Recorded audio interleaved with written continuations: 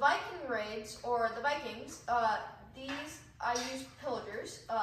So this is what a Viking ship is, and Viking ships were very powerful because they could move really fast and they could go really quietly. So that's why they were so successful in all their raids.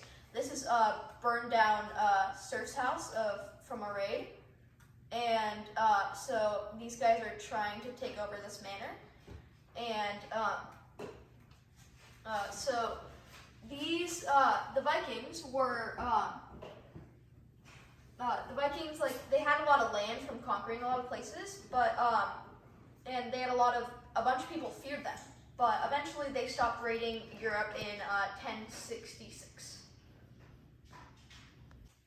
So after Richard died, the youngest brother, John, was the most trustworthy person to take the throne. So he was being king, and so eventually he was a pretty bad king, and he lost a lot of his land, and eventually he had to settle to make a peace treaty with the Magna Carta, which actually hurt him a lot, and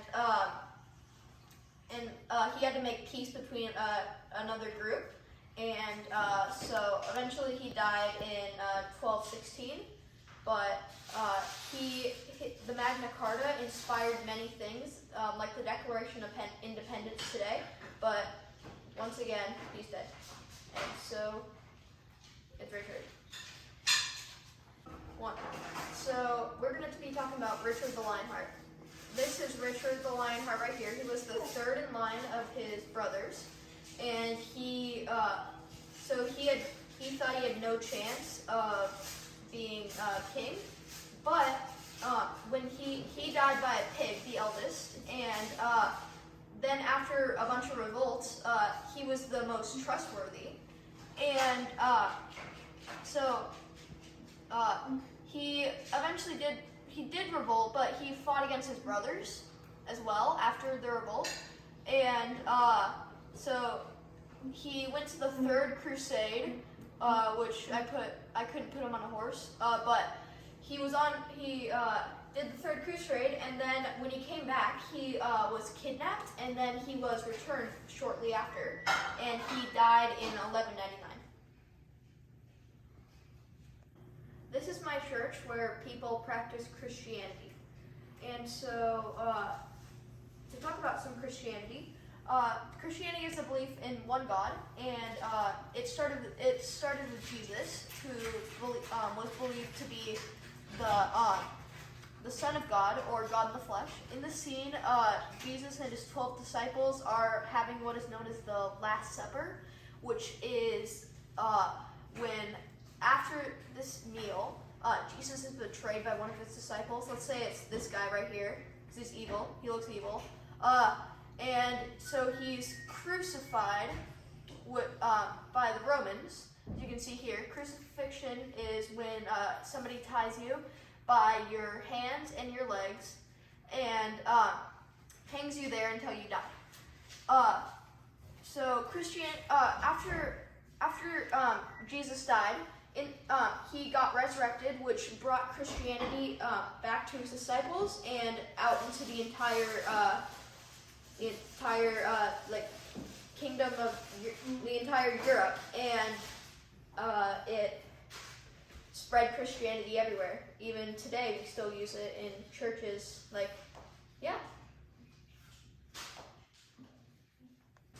This is my Middle Ages project.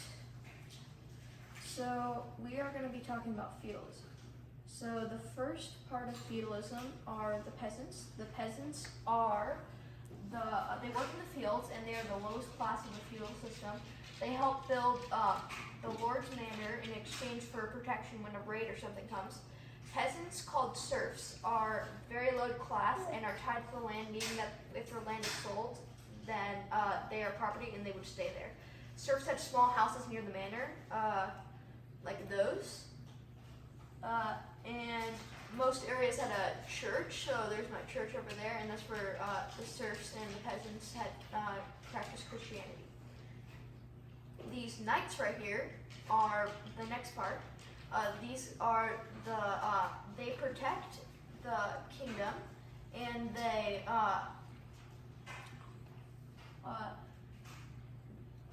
they were groups of soldiers that could help protect manors in exchange for land, and the land exchange was called a fief. The knights were a religious group and fought for Christianity, which we'll talk about in a minute. The next part, it'll take a while to get up these stairs, but is the lords. The lords are, one sec, sorry, my castle's very big.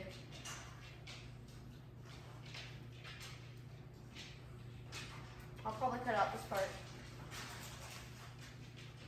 And so this is the lord and the lady. They are the owners of the manor, and they had a large amount of land in the kingdom.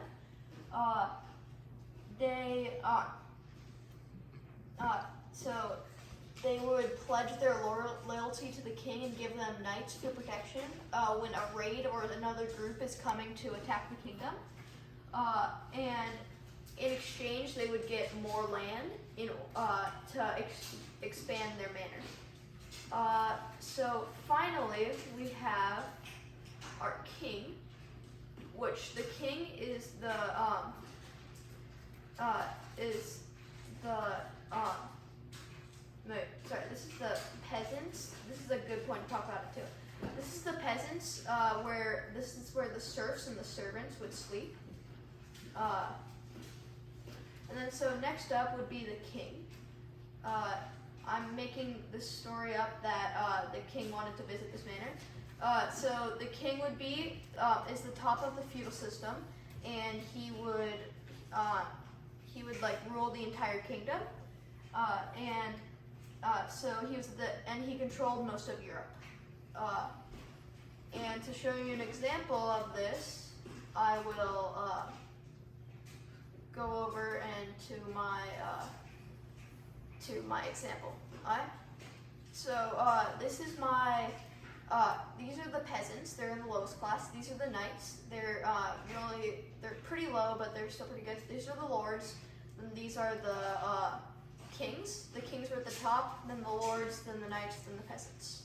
Okay.